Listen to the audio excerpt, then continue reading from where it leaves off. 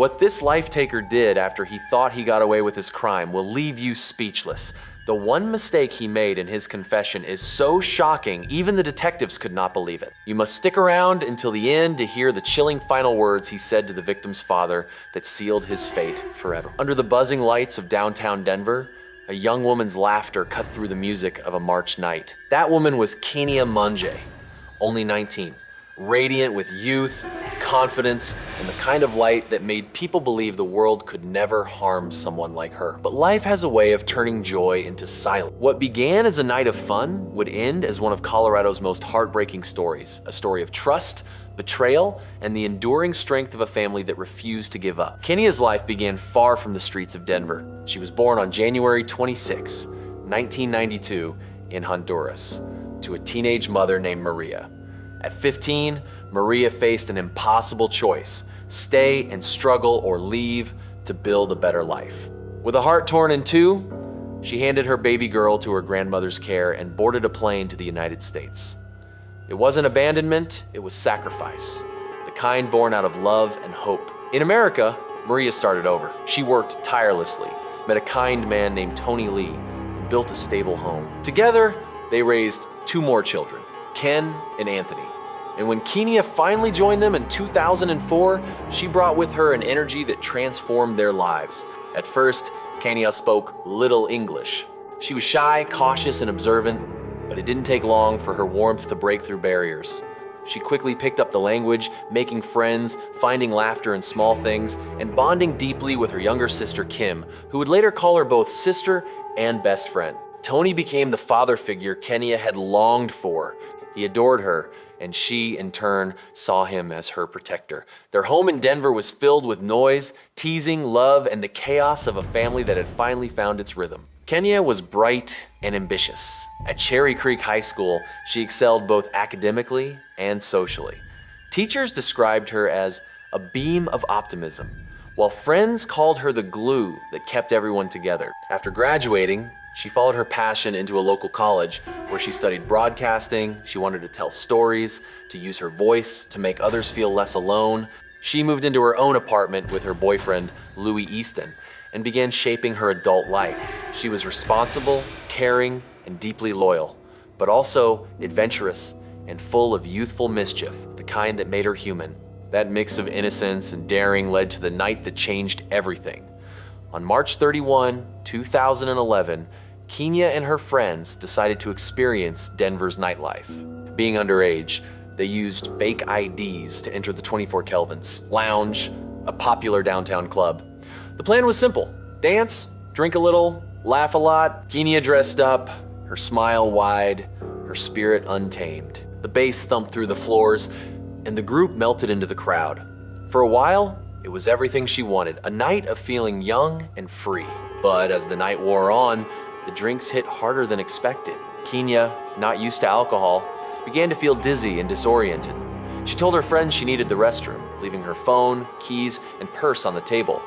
Minutes passed, the music pulsed. But Kenia never came back.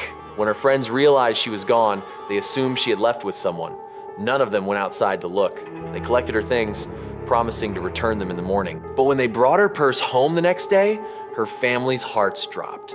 Her phone, wallet, and keys were still inside. Kenia never left home without her phone. Something was terribly wrong. Tony Lee wasted no time. He searched through her text messages and found one from an unfamiliar number, a man named Travis saying he had given her a ride. Hope flickered. Maybe he knew where she was. Tony called again and again, but there was no answer. When Travis finally picked up, his voice was calm, too calm. He told Tony a strange story. He said he saw Kenia talking to a homeless man outside the club and offered her a ride to her car. Along the way, she asked to stop for a smoke. At the gas station, Travis claimed she met a man named Dan, spoke to him in Spanish, and walked away with him. Travis said he never saw her again. Something about the story felt off. The details didn't add up, and the tone was too rehearsed. Tony asked the police for help, but they said he needed to wait 72 hours before filing a missing person report. That wait felt like eternity.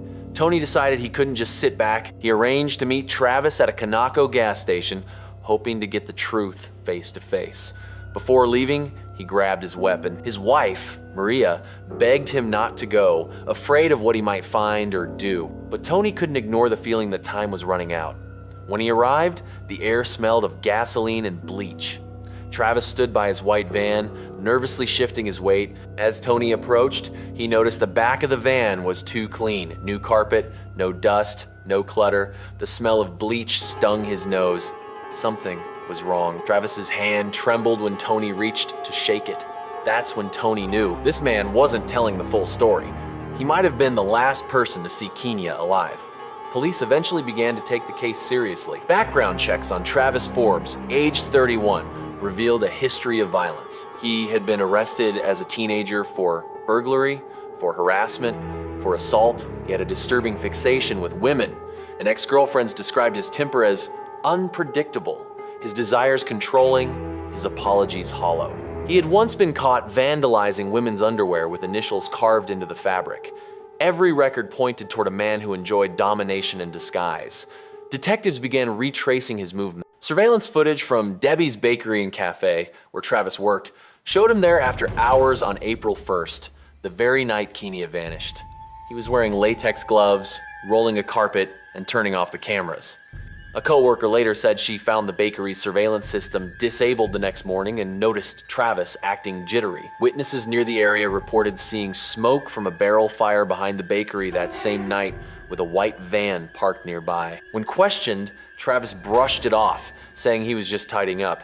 But soon after, he left the state without notice. The police didn't yet have enough evidence to arrest him. Then, 1 month later, he resurfaced in Austin, Texas, arrested for stealing a car.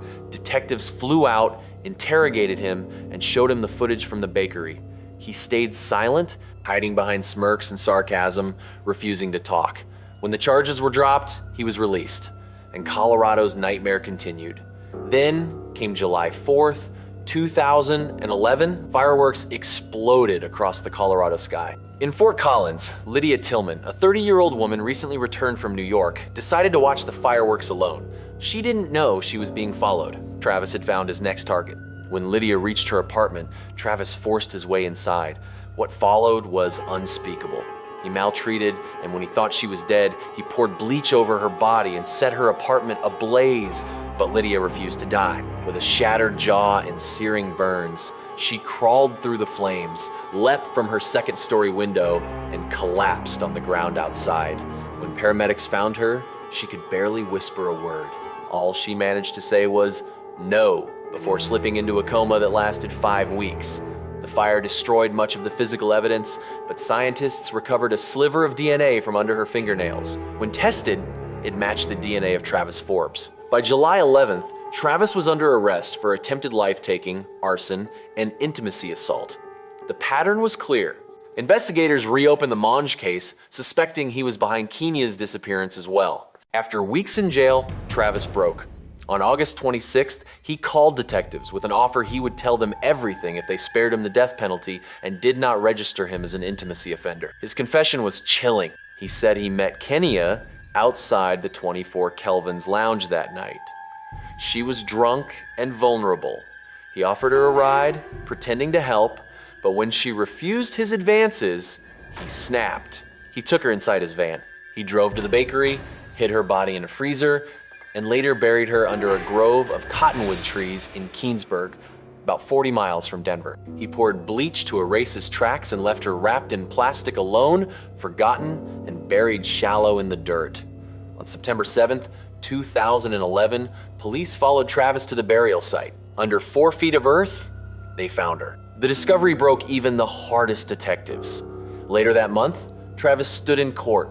Without emotion, he pleaded guilty to first-degree life-taking and attempted life-taking. The judge sentenced him to life without parole, plus 48 years for his crimes against Lydia Tillman. He showed no remorse, no tears, just an empty face staring into eternity. But for the Monge family, grief became mission. They established the Kenia Monge Foundation, an organization dedicated to helping families of victims, supporting women and children, and spreading awareness about safety and violence prevention. At her memorial on September 16th, 2011, hundreds gathered at the Glory to Glory Christian Center. Her sister Kim stood trembling before the crowd, her voice breaking as she spoke of her big sister's laughter, her kindness, and her dreams that never had the chance to bloom. She said Kenya wasn't gone, she had simply become something greater, a guardian watching from beyond. Even years later, her story continues to echo a story of a young woman's light,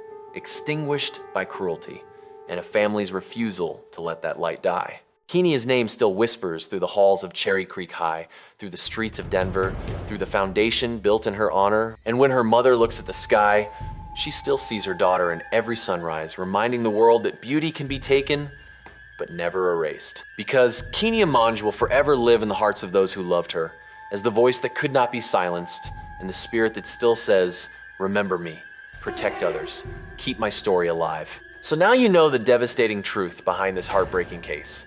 I need to know which part of this story impacted you the most. Tell me if you believe justice was truly served in the end. Share your own thoughts on how this case could have been prevented in the comments below. Let me know what you think. Make sure to follow for more true crime stories that reveal the strength of the human spirit.